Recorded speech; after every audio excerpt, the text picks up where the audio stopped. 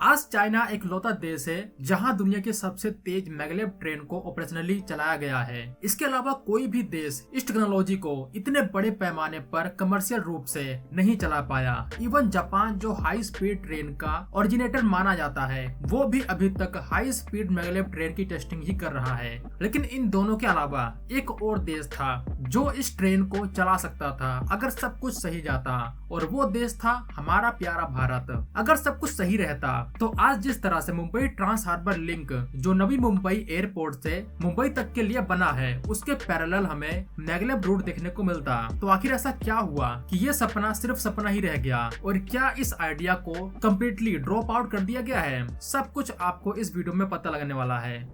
हमारी कहानी शुरू होती है 1999 के दौर से। ये वो समय था जब चाइना की जीडीपी रॉकेट की रफ्तार से आगे बढ़ रही थी और वो खुद को एक ग्लोबल सुपर पावर के रूप में इस्टेब्लिश कर रहा था। और दूसरी तरफ था Germany. German engineers magnetic levitation train की टेक्नोलॉजी को एक एडवांस लेवल पर ले जा चुके थे। मैगलेव ट्रेन जहाँ ट्रेन ट्रैक को छूती नहीं है बल्कि मैग्नेटिक फोर्स की वजह से हवा में तैरती है, ये उस समय पूरी दुनिया के लिए यूनिक था, जिसकी वजह से इसकी स्पीड 400 से 500 किलोमीटर पर आवर तक जा सकती थी, क्योंकि यहाँ फ्रिक्शन ऑलमोस्ट खत्म हो जाता है। लेकिन सबसे बड़ी प्रॉब्लम ये थी कि जर्मनी की इस बनाई हुई नई ट्रेन के लिए कोई कस्टमर नहीं मिल रहा था। ये टेक्नोलॉजी बहुत महंगी थी। तभी चाइनीज गवर्नमेंट सामने आती है। उन्हें दुनिया को दिखाना था कि वो फ्यूचर रेडी है। चाइनीज ऑफिशियल्स ने जर्मनी के साथ हाथ मिलाया और सिर्फ 2 साल के अंदर 30.5 किलोमीटर के कॉरिडोर को बना दिया, जो संघाई के एयरपोर्ट को सिटी से जोड़ता था। 2 साल के ट्रायल रन के बाद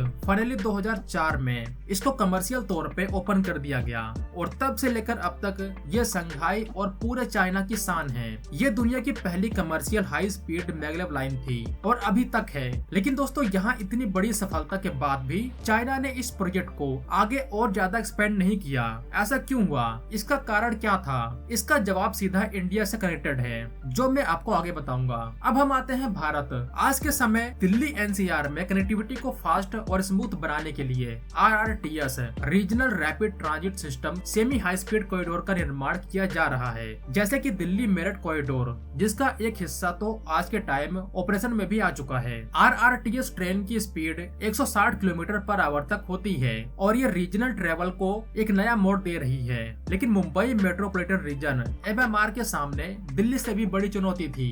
मुंबई में लोकल ट्रेन बहुत ज्यादा क्राउडेड और स्लो थी, जो मुंबई की फास्ट एंड मॉडर्न ग्रोथ के लिए सूटेबल नहीं है। जब दिल्ली RRTS को मंजूरी मिली, उससे 1 साल पहले 2007-8 में महाराष्ट्र सरकार ने मुंबई को फ्यूचर रेडी बनाने के लिए कई मैगलेव रूट्स का प्रपोजल दिया, जैसे आज के टाइम दिल्ली NCR के लिए RRTS का प्रपोजल है छत्रपति शिवाजी महाराज टर्मिनस से सीधा पनवेल तक। इसका एम था मुंबई को नवी मुंबई से जोड़ना, और उस समय proposed Navi Mumbai international airport को एक सुपर फास्ट लाइन देना, जिस तरह से संघाई ने किया था। इसकी स्पीड 200 से 300 किलोमीटर पर आवर तक होने वाली थी। इस प्लानिंग में सबसे ज्यादा फोकस नवी मुंबई एयरपोर्ट की कनेक्टिविटी पर था। सोचकर देखिए, आप इंटरनेशनल फ्लाइट से उतरते और 5 से 10 मिनट में आप मैगलेव से कनेक्टेड हो जाते, जो आपको सीधा साउथ मुंबई तक ले जाती।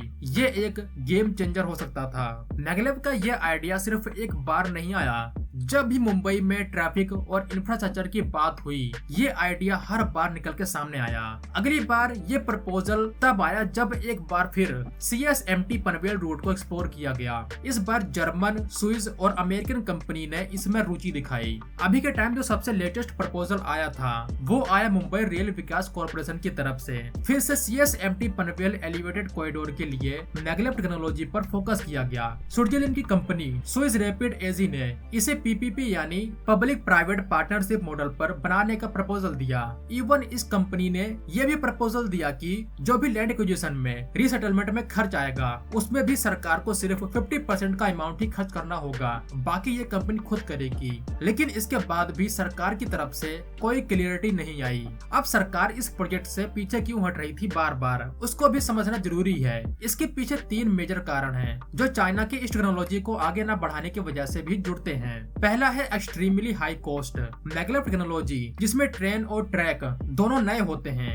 यह मेट्रो और बुलेट ट्रेन से 3 से 4 गुना महंगी है। मैगलेव की इनिशियल इंफ्रास्ट्रक्चर कॉस्ट इतनी ज्यादा थी कि यह फाइनेंशियल रूप से अनफीजिबल लग रही थी। दूसरा है lack of global standardization. China में German Transrapid technology use हुई, जापान की अलग है, अमेरिका की अलग है। हर देश की मैगलेव टेक्नोलॉजी अपने आप में यूनिक है। इससे ग्लोबल सप्लाई चेन में मेंटेनेंस बहुत मुश्किल हो जाती है। इंडिया जैसे देश के लिए जहां हमें बड़े नेटवर्क बनाने हैं, एक स्टैंडर्ड टेक्नोलॉजी चाहिए। यही सेम केस अभी के टाइम हाइपरलूप के साथ भी हो रहा है। इसीलिए महाराष्ट्र की सरकार ने मुंबई पुणे रूट को भी कैंसिल कर दिया।